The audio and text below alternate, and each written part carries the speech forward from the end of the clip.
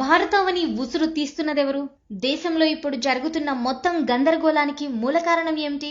కొంతమంది చెప్తున్నట్లు ఇది దేశానికి ఉపయోగపడుతుందా లేక ఆర్థిక వ్యవస్థని అతలాకుతలం చేస్తుందా?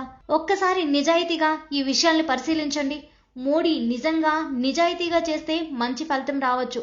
కానీ నిజాయితీగా చేస్తున్నాడా లేదా అనేదే అసలు విషయం. సమాజంలో ఒక పెద్ద మార్పు తలపెట్టినప్పుడు దానిని సమాజంలో ఉన్న పెద్ద మనుషులతో మొదలు పెట్టాలి. అప్పుడే సామాన్య ప్రజలు కూడా హర్షించి దానినే అనుసరిస్తారు. కానీ ఇప్పుడు జరుగుతున్న తంతు అంతా సామాన్య ప్రజల నుంచి మొదలుపెట్టి పెద్దల్ని వదిలేశారు. ఆర్బీఐ గవర్నర్గా రఘురాం రాజన్ పోయి ఉర్జిత్ పటేల్ వచ్చాడు. దేశం మొత్తం మీద ఎవరెవరు బ్యాంకుల వద్ద నుండి ఎంత మొత్తం తీసుకొని తిరిగి చెల్లించటం లేదో తెలుసా?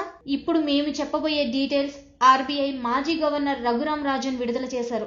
ముఖేష్ అంబానీ 1,87,070 కోట్లు, అనిల్ అంబానీ 1,24,956 కోట్లు, రూలియా బ్రదర్స్ 1,01,461 కోట్లు, అనిల్ అగర్వాల్ 1,03,340 కోట్లు, గౌతమ్ అదానీ 96,031 కోట్లు, సైరస్ మిస్త్రీ 80,701 కోట్లు, మనోజ్ గౌర్ 75,163 కోట్లు, సజ్జన్ జిందాల్ 58,171 కోట్లు, ల్యాంకో మధు 47,102 కోట్లు, జిఎం రావ్ 47,976 కోట్లు, విఎన్ దూప్ 45,400 కోట్లు, జీవికే రెడ్డి 33,933 కోట్లు.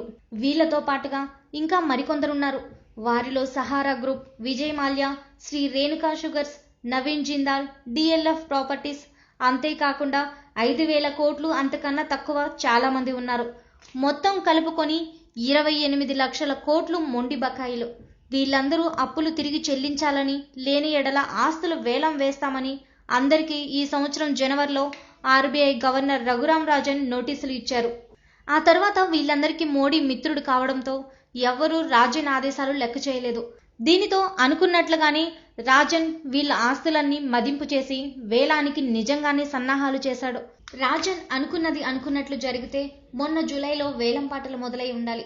ఆ సమయంలోనే ఈ పెద్ద వ్యాపారస్తులందరూ ఆర్బీఐ గవర్నర్ రాజన్ సాగనంపి రిలయన్స్ లో ఉద్యోగం చేసిన ఉర్జిత్ పటేల్ ని ఆర్బీఐ గవర్నర్ గా చేశారు. వాళ్ళు తీసుకున్న అప్పు ఎంత, వాళ్ళు అసలు ఆస్తి ఎంతో తెలిసిపోతుంది. ఉన్న ఆస్తి కంటే 2 రెట్లు అధికంగా బ్యాంకు లోన్లు తీసుకున్నారు. ఉదాహరణకి అనిల్ అంబానీ అప్పు 1,24,000 కోట్లు అయితే ఆయన ఆస్తి 60,000 కోట్లు. మరి మిగతా డబ్బు అంతా ఏం చేసినట్లు? దానికి సమాధానమే ఈ బ్లాక్ మనీ. ఎక్కడా లెక్కలకి దొరకకుండా సర్దుబాటు చేసుకున్నారు. అందరూ ఇలానే దొంగ లెక్కలు వేసి అప్పులు చూపెట్టి ఉన్న డబ్బుని బ్లాక్ మనీగా డాలర్లోకి మార్చి స్విస్ బ్యాంకుల్లో దాచారు. బడా వ్యాపారస్తులకి మోడీ చేసిన రుణమాఫీ, పోయిన సంవత్సరం పెద్ద పెద్ద వ్యాపారస్తులకి మోడీ చేసిన రుణమాఫీ ఎంతో తెలుసా? 1,14,000 కోట్లు. ఇది స్వయంగా ఆర్టీఐ పిటిషన్కి కేంద్ర ప్రభుత్వం ఇచ్చిన సమాధానం. ఎవరెవరికి రుణమాఫీ చేశామో పేర్లు మాత్రం చెప్పం. కాకపోతే మొత్తం 1,14,000 కోట్లు చేశాము అని స్వయంగా కేంద్ర ప్రభుత్వమే ఇచ్చిన సమాధానం. ఇప్పుడు దీని గురించి వివరాలు కూడా చూడండి. Liberalised remittance scheme LRS. కేంద్ర ప్రభుత్వం ఈ ఎల్ఆర్ఎస్ స్కీమ్ని 2004లో ప్రవేశపెట్టింది. దీని ముఖ్య ఉద్దేశం విదేశాలకి పోయే భారతీయులు రూపాయలని డాలర్లోకి మార్చుకొని అక్కడ అవసరాల కోసం డాలర్ని వాడుకోవడం. మొదట $25,000 లిమిట్ అన్నారు. ఆ తర్వాత 50,000కి, 75,000కి, $125,000 పెంచారు. బీజేపీ ప్రతిపక్షంలో ఉన్నప్పుడు ఈ స్కీమ్ని రద్దు చేయాలని, దీనివల్లనే మన డబ్బు బ్లాక్ మనీ రూపంలో విదేశాలకు తరలిపోతుందని నానా గొడవ చేశారు. తీరా అధికారంలోకి వచ్చాక ఏ స్కీమ్ అయితే రద్దు చేయాలన్నారో దాన్నే 2 రెట్లు అధికంగా పెంచి, అనగా ఒక్కరికి $2,50,000 లిమిట్ పెంచారు.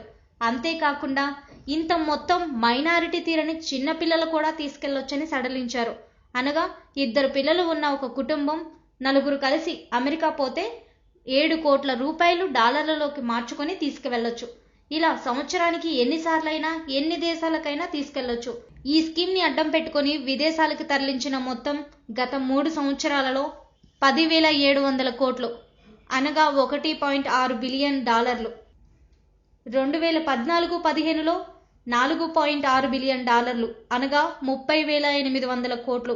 2015-16లో $5 బిలియన్, అనగా 33,500 కోట్లు.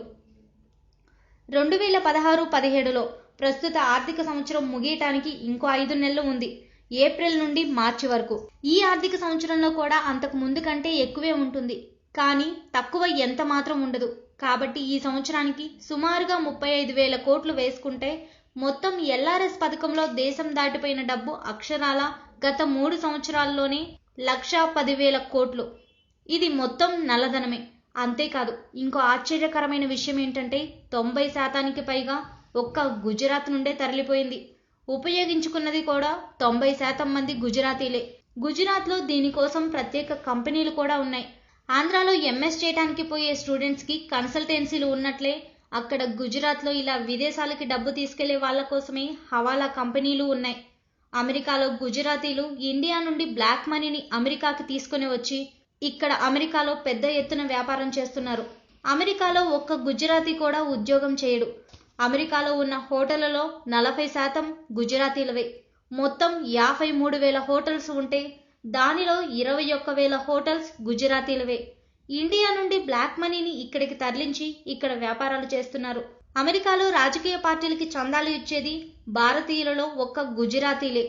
భారతీయులు విదేశాలలో వ్యాపారం చేస్తున్నారు అంటే అది ఒక్క గుజరాతీలే, అది కూడా ఇండియా నుండి తెచ్చే బ్లాక్ మనీతో.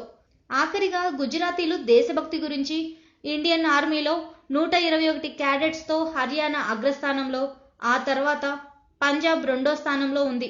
ఆ తర్వాత మిగతా రాష్ట్రాలన్నీ ఉన్నాయి. దీనిలో గుజరాత్ స్థానం ఏమిటో తెలుసా? ఒకే ఒక్క క్యాడెట్తో ఆఖరి స్థానంలో ఉంది. దీని గురించి సునీతా సింగ్ చేసిన ఒక కామెంట్: నా జీవితం అంతా ఆర్మీలో పనిచేసి రిటైర్ అయ్యాను. నా సర్వీస్ మొత్తం కాలంలో ఒకరో ఇద్దరో గుజరాతీలు ఎదురుపడ్డారు అని చెప్పాడు. ఇది ఇండియన్ ఆర్మీలో గుజరాత్ పాత్ర. ఇలాంటి వ్యాపారస్తులకి భక్తులందరూ జిందాబాద్ కొడుతున్నారు.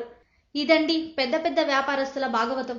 బ్యాంకుల నుండి లక్షల కోట్ల డబ్బులు తీసుకోవడం, లెక్కలు చెప్పకుండా అప్పులు చూపెట్టడం, వాటిని నల్లధనంగా మార్చి విదేశాలకు తరలించడం, అక్కడ స్విస్ బ్యాంక్లో డాలర్ల రూపంలో దాచుకోవడం, మరికొంతమంది విదేశాలకు తరలించి అక్కడ లాభసాటి వ్యాపారాలు చేయడం, హవాలా ద్వారా అక్కడివి ఇక్కడికి, ఇక్కడివి అక్కడికి మార్చి ఎక్కడా ట్యాక్సులు కట్టకుండా తప్పించుకోవడం.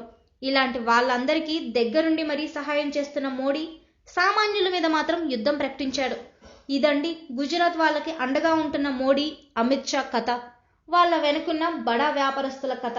నిజానికి నోట్ల రద్దు మంచి పని, కాకపోతే అది పైన చెప్పిన పెద్దలతో మొదలుపెట్టి ఆఖరికి సామాన్యుల వద్దకి రావాలి.